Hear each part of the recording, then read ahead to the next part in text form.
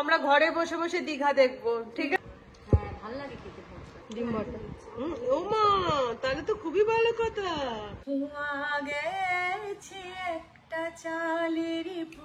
আরাম পাবে রে। ঠিক আছে, এটা তো ঠিকঠাক জায়গা না। গুড মর্নিং, সুপ্রভাত। সবাই কেমন আছো? আশা করি সবাই নিশ্চয়ই খুব ভালো আছো, আমরাও ভালো আছি। আজ হচ্ছে শুক্রবার, এখন বেজে গেছে ঘড়িতে 11:15, এখনো ব্রেকফাস্ট হয়নি। এই যে ব্রেকফাস্টের তোড়জোড় চলছে, আলু পেঁয়াজ ভাজা করছি। আর যে এখানে দুখানা রুটি অবশিষ্ট পড়ে আছে, এই রুটি দিয়ে আমার ব্রেকফাস্ট হবে। ফাতিমা বলছে ব্রেকফাস্ট করেনি, অফিসে বেরিয়ে গেছে, সকাল সকাল গেছে। আমি তো লেট রাইজার, যে কারণে ব্রেকফাস্টটা করে বেরোয়নি। অফিসে গিয়েই ও ব্রেকফাস্টটা করে নেবে। মেজদি ভাই মেজাদা দীঘা যাচ্ছে, তো মেজদি ভাই মেজাদা যাতে বেরিয়ে না যায় আমি নিচে যাওয়া পর্যন্ত, তাই জন্য আমি তাড়াহুড়ো করে আলু ভাজাটা ভাজছি। মানে পারলে আমি আলু ভাজার ভেতরে, গ্যাসের ভেতরে ঢুকে গিয়ে গ্যাসের ফ্লেমটাকে বাড়িয়ে দিই। এইরকম চলছে আর কি। নিচে গিয়ে আগে ওদের বেরোনোটা দেখবো বলো, ওই জন্য হড়বড় করে যাচ্ছি। পুজো কমপ্লিট হয়ে গেছে। সকালবেলা উঠে আগে, সকালবেলা বলবো না, দেই ঘুম থেকে উঠেছি, সকাল নয়, আমি সকাল খুব একটা দেখতে পাই না। উঠেছি তখন কটা, 8:30টায় উঠেছি। উঠে নিয়ে তারপরে স্নান পুজো সমস্ত কিছু কমপ্লিট করতে করতে লেট হয়ে গেছে। চা নিয়ে বসে একটা মি টাইম আমাকে সেলিব্রেট করতেই হয়। দিয়ে এই আলু ভাজাটা নিয়ে নিতে যাবো। এই যে ব্রেকফাস্ট রেডি, রুটি আলু ভাজা ডিম সেদ্ধ, এটা নিয়ে এখন তাড়াহুড়ো করে নিচে চললাম। এসিবার বেরিয়ে গেলে নাকি? রেডি, এখনো রেডি হওনি? কটায় বেরোবে?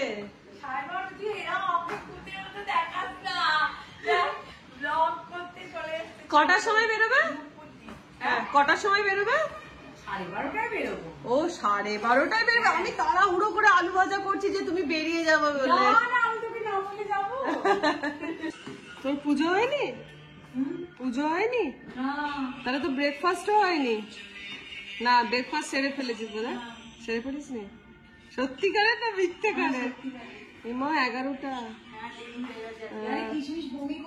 এই রে, এ বাবা, সকালবেলায় জল খাবারে ওই খাবারটা তো বলে একটু গরমে চেঞ্জ করতে, শুধু ডিনারে দিতে।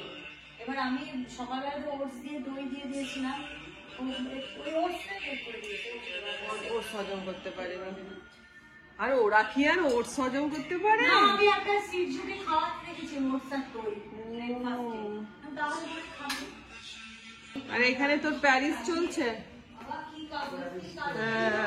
আমার কিন্তু করবে এরপরে, তোমার এখানে কমপ্লিট হলে আমার বারান্দায় করতে হবে। বারান্দায় সেম কেস। তো মেজবারা তো বললো শুনলেই যে এখন যাবে না, 1:45টায় বেরোবে। তাড়া নেই, আমি তো তাড়াহুড়ো করছিলাম। তো যাই হোক, এখন ছাদে চলে এসেছি, ছাদ বাগান থেকে উচ্ছে তুলতে। উচ্ছের একটা আজকে আমি টেস্টি রেসিপি বানাবো, তোমাদের সাথে শেয়ার করব। নামটা এখন বলছি না। তো উচ্ছেগুলো তুলে নিই। তো নিচের হালচাল সব দেখে শুনে নিয়ে, গাছ থেকে উচ্ছে তুলে নিয়ে চলে এসেছি ব্যাক টু রান্নাঘর। কদিন ধরে না ভীষণ সর্দি, হালকা হালকা জ্বর, এই ওয়েদার চেঞ্জের জন্য কদিন ধরে ভুগছি। তো আজকে ভাবলাম উচ্ছের একটা মুখরোচক, কিছুই না, সিম্পল একটা জিনিস তোমাদের বানাবো, আর যেটা তোমাদের সাথে শেয়ার করবো। এটা গ্যারেন্টি, যাদেরই এই সর্দি জ্বরে ভুগছো বা মুখে রুচি নষ্ট হয়ে গেছে সর্দিতে, তারা যদি এইভাবে উচ্ছেটা বানিয়ে খাও না, গরম ভাতে খেতে জাস্ট অসাধারণ লাগবে গো।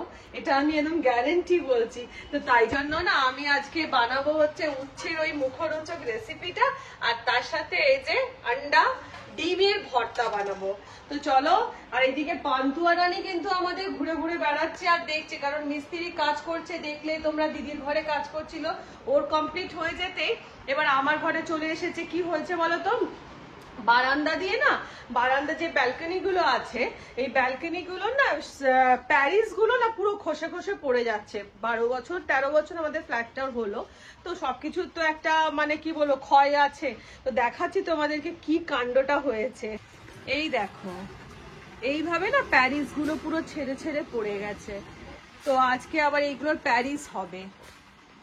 মানসিক হয়ে যাচ্ছে তো আর বাড়ি ভদ্রের কি দোষ বলো। তো যাই হোক, এবার চলে যাই রান্নাঘরে গিয়ে দুটো রেসিপি চটপট করে শেয়ার করি। আর ভীষণ সিম্পল, ভীষণ চটজলদি হওয়ার মতো রেসিপি। তো চলো বানানো যাক। রেসিপিটার জন্য প্রথমে আমি কড়াই নিয়ে নেব হচ্ছে সর্ষের তেল, অল্প একটুখানি কালো সর্ষে দিয়ে দিলাম, অল্প একটুখানি জিরে, আর দিয়ে দেব দুটো শুকনো লঙ্কা কুচি করে।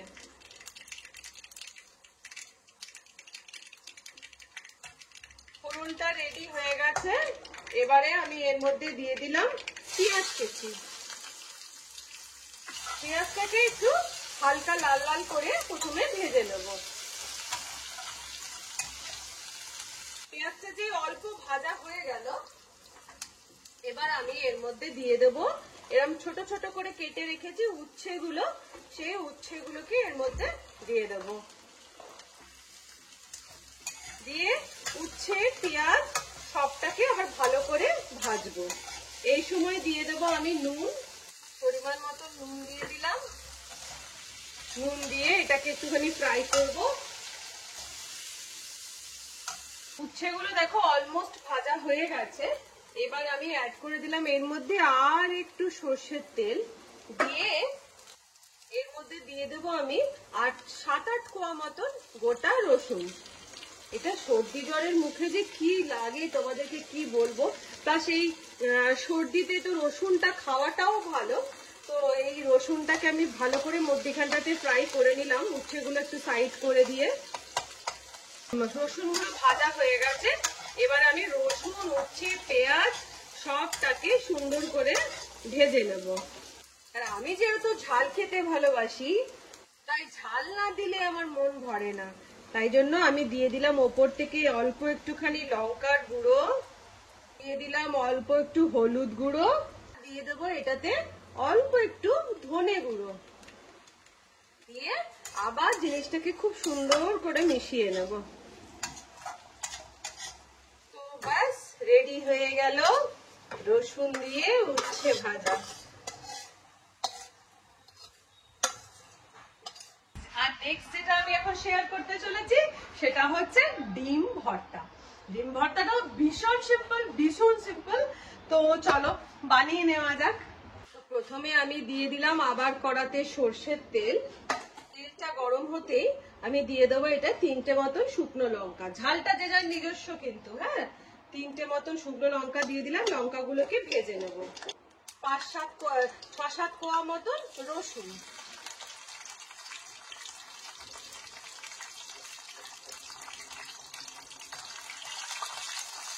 রসুনটা ভাজা হয়ে যেতেই আমি রসুনটাকে তেল থেকে তুলে নিলাম। তার সাথে শুকনো লঙ্কাগুলোকেও তেল থেকে তুলে নিলাম। এবার ওই তেলেতেই দিয়ে দেবো হচ্ছে পেঁয়াজ কুচি, একটা গোটা পেঁয়াজ কুচি দিয়ে পেঁয়াজটাকেও আমি এটাকে লাল লাল করে একটু ভেজে নেব।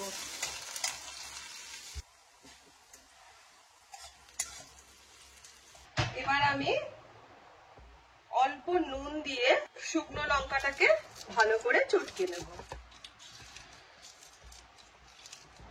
এবার ওর সাথে রসুন গুলোকেও দিয়ে দেবো, দিয়ে ভালো করে চটকে নেব।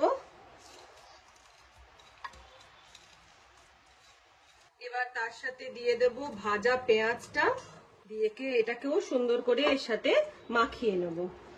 এবারে মেন পর্ব, সেটা হচ্ছে ডিম। ডিমটাকে এর সাথে আমি ভেঙে নেব, দিয়ে সমস্ত জিনিসকে আমি সুন্দর করে রসুন, শুকনো লঙ্কা আর পেঁয়াজের সাথে ডিমটাকে ভালো করে মেখে নেব। যারা যারা আমাদের মতন ডিম লাভার আছো না, তাদের কিন্তু এই ডিম ভর্তাটা খেতে খুবই ভালো লাগবে।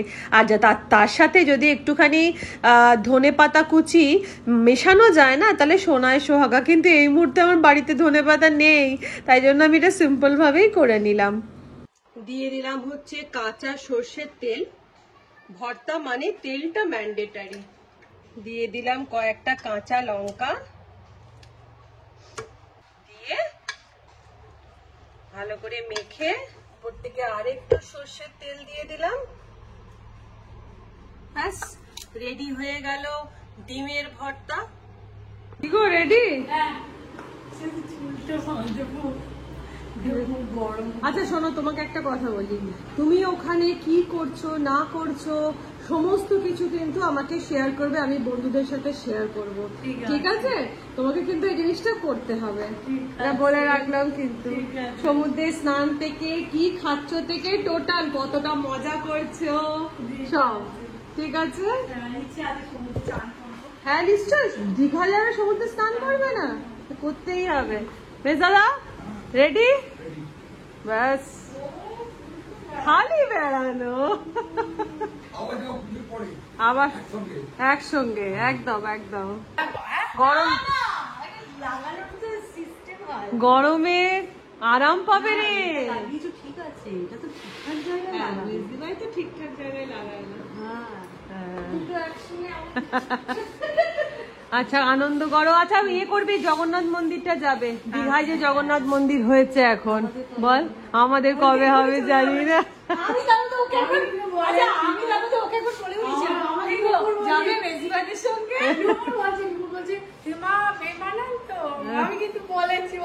না এখন এই ঘুরে এলাম বলে। আনন্দ করো, সাবধানে খালি। হ্যাঁ বেশ দাদা সাবধানে। চোখটা কি হলো? চোখটা লাল। হ্যাঁ টাটা। দেখেছো তো সবাই টাটা চলে যাচ্ছে মা, সবাই টাটা চলে যাচ্ছে মা, তোমাকে কেউ নিয়ে গেল না। চলো টাটা। যেটা বললাম সব তুলবে, হ্যাঁ সব সব আমরা ঘরে বসে বসে দীঘা দেখবো, ঠিক আছে? হ্যাঁ হ্যাঁ হ্যাঁ, দুগ্গা দুগ্গা। কেউ বেড়াতে গেলেই মনে হয় না দৌড়ে চলে যাই,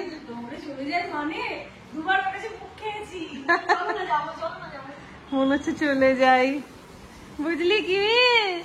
আমার তো চলে যেতে ইচ্ছে করছে। মেজদি ভাই চলে গেল দীঘা, এবারে আমরা দুজনে দিদিতে আমাদের এখন বসে রয়েছি, বসে বসে লাস্ট টাইম যে আমরা দীঘা গেছিলাম সেই সব স্মৃতি আর কি দুজন মিলে গল্প করছি, স্মৃতিচারণ করছি। হ্যাঁ ঘরে বসে স্মৃতিচারণ করছি। অ্যাকচুয়ালি কি বলতো, আমরা তো কোনো জায়গায় সেভাবে একা যাই না, যেখানে যাই সবাই মিলে একসাথে যাই। এবারে মেজদি ভাই গেছে, মেজদি ভাইয়েরও বারবার মনটা হচ্ছে যে সবাই মিলে গেলে ভালো লাগতো, আর আমাদেরও মেজদি ভাই চলে গেছে, একটু ফাঁকা ফাঁকা লাগছে, মনে হচ্ছে চলে যেতে পারতাম, এরকম একটা ফিল হচ্ছে আর কি। না মেজদিভাই থাকে রান্না একটু বসিয়ে দিয়ে পুরো চলে যায়, এখন আমার প্রচুর কাজ হবে, প্রচুর কাজ হবে, কারণ গল্পটা একটু কম হবে আর কি, ওই জন্য। আচ্ছা হ্যাঁ, এবার দিদিকে একটা কথা বলি। দিদি আমার ব্লগে আগের দিনে মায়ের ফ্ল্যাটটার যে ব্লগটা দেখিয়েছিলাম না, সেই ব্লগেতে মৌসুমী ধর আমার সাবস্ক্রাইবার বন্ধু, তো উনি বলেছে যে দিদিকে যখনই দেখাবে অ্যাটলিস্ট দিদির গলায় 2 লাইন হলেও কিন্তু গান শুনিও। তো এখন তো তোর ভাত হচ্ছে, ভাত তো হতেও তো সময় লাগবে, তো 2 লাইন একটু শুনিয়ে দে না। হ্যাঁ প্রথম কথা বলছি, আমার মতো গলাটাকে তুমি মৌসুমী ধর যে বলছো, বড় হতে পারো আমার থেকে, হ্যাঁ তাকে বলছি আমার মতো গলাকে তোমার যে ভালো লেগেছে, তুমি শুনতে চেয়েছো, তার জন্য অসংখ্য ধন্যবাদ। একদম। আর হ্যাঁ যে চেয়েছে শুনতে, গান তো ভালোবাসি, কেউ গান শুনতে চাইলেও ভালো লাগে, একদমই তাই। হ্যাঁ ওইটা থেকে কর না রে, সেকেন্ড ইয়েটা থেকে স্টার্ট কর। আচ্ছা তোমার নোক, হ্যাঁ তোমার নোক। হ্যাঁ তোমার নৌকো মুখোমুখি আমার সৈন্যদল বাঁচার লড়াই, আমার মন্ত্রী খোয়া গেছে একটা চালের ফুল কোথায় দাঁড়ায়, কথার ওপরে কেবল কথা সিলিং ছুঁতে চায়, নিজের মুখের আয়না লাগছে অসহায়, তুমি কারো ছন্দে বেঁধে ঘরে বাষ্পে ভাসা তার জীবনে ঝড়, তোমার কথার শব্দ দূষণ, তোমার গলার স্বর, আমার দরজায় খিল দিয়েছি আমার দারুণ ঝড়, তুমি অন্য কারোর সঙ্গে বেঁধো ভর। দারুণ, অসাধারণ, সত্যি অসাধারণ হয়েছে। কাঁসার বাটি বের করতে হবে না, তুই যা লুঙ্গি পরে আছিস আর বাইরে দেখো রিমঝিম ধারাতে যায় মন হারাতে। এখন পুরো ঝমঝম করে বৃষ্টি পড়ছে, দেখো দেখো, আহা হা হা হা।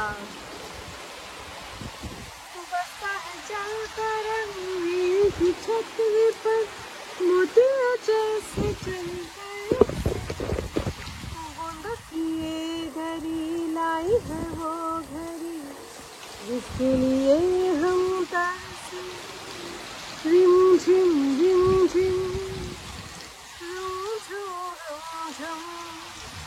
भीगी भीगी रुत में तुम हम तुम चलते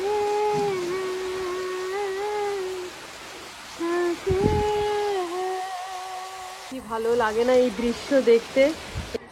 এই যে আমাদের ডিম ভর্তা, তার সাথে উচ্ছে ভাজা, তার সাথে দিদি রান্না করেছে ইলিশ মাছের ঝাল, আর তার সাথে আছে পেঁয়াজ পোস্ত, আর এগুলো কালকের বাঁচা পুঁই শাক চচ্চড়ি। এটা কি রে? চিংড়ি মাছের তরকারি। এই হচ্ছে আমাদের আজকে মেনু। চলো খেতে বসে পড়ি। প্রথম খেয়ে ফেলছি ইলিশ মাছের তেল দিয়ে।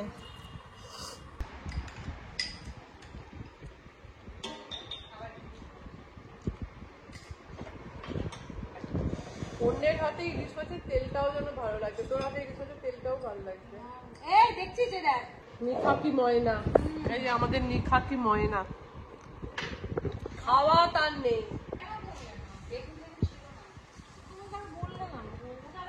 নিয়ে নিলাম উচ্ছে ভাজা,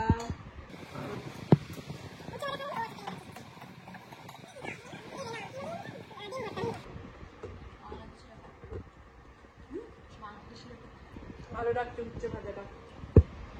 শুধু তেল তেল পেয়ে গেলে আমার কিছুই লাগে না, সত্যি কথাই চাই। খুব একটাও ভালো না,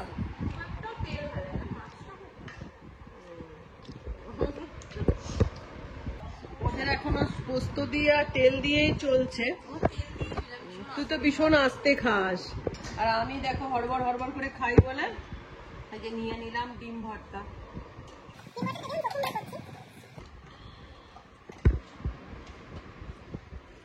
ভালো লাগছে না?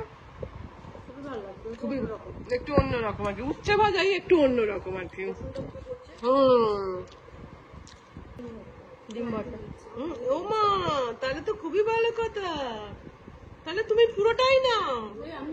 হ্যাঁ তুই আর তুই নিবি, আমি তো আর রাখবো না। আটু নাও তাহলে, হাত করছে, হাতে নিয়ে নাও। হ্যাঁ আমরা সবাই ডিম পাগল, যদিও আমার ইলিশ মাছ ছেড়ে ডিম। বাবা দা, আমার ইলিশ মাছের কাছে কেউ নয়। রনি তোর? আমারও তাই। ইলিশ মাছের ঝাল,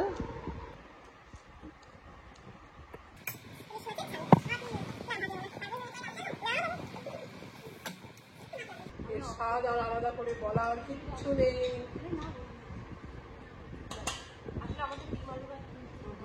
বাবা তোমার যখন ভালো লাগছে খুবই খুশি হলাম। ওদের আবার ডিম ভর্তা খুবই ভালো লেগেছে, আমার ভালো লাগেনি, কিন্তু ওদের খুব ভালো লেগেছে। ডিম ভালোবাসে বলে। আমার কাছে কিন্তু কেউ যদি ইলিশ মাছের ঝাল আর হাঁসের ডিম রাখে, আমি কিন্তু ডিম খাবো। চিন্তা, চিংড়ি মাছ, কিন্তু আমি নই, আমি হচ্ছে ইলিশ মাছের পোকা। তো খাওয়া দাওয়া হয়ে গেল কমপ্লিট। খাওয়া দাওয়া কমপ্লিট করে ওপরে চলে এলাম। বিশ্বাস করবে না, এখন বেজে গেছে জানো তো কটা? 3:30। 3:30 পর্যন্ত দিদি, আমি আর রনি খেতে খেতে বক বক বক বক করেই চলেছিলাম। আর এদিকে এসে দেখলাম আমার মিস্ত্রি দাদা যে কাজ করছিল সে পুরো কমপ্লিট করে দাও, দেখা যাচ্ছে না। এই যে পরিষ্কার করে সমস্ত কিছু করে দিয়ে পরিষ্কার পরিচ্ছন্ন পর্যন্ত করে দিয়ে চলে গেছে। এখানে ঝাঁটা আর এটাকে রেখে দিয়ে গেছে, এইগুলোকে সরিয়ে রেখে দিই।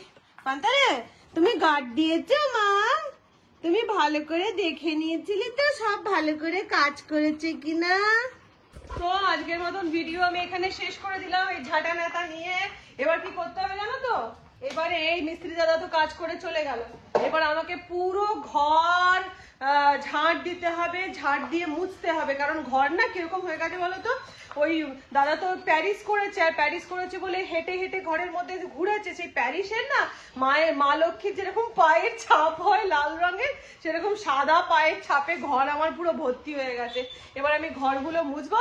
তাহলে যাই হোক, ভিডিওটা এখানে শেষ করে দিচ্ছি। আবার দেখা হচ্ছে তোমাদের সাথে নেক্সট ভিডিওতে। তোমরা খুব ভালো থেকো, সুস্থ থেকো এবং অনেকটা আনন্দে থেকো। টাটা।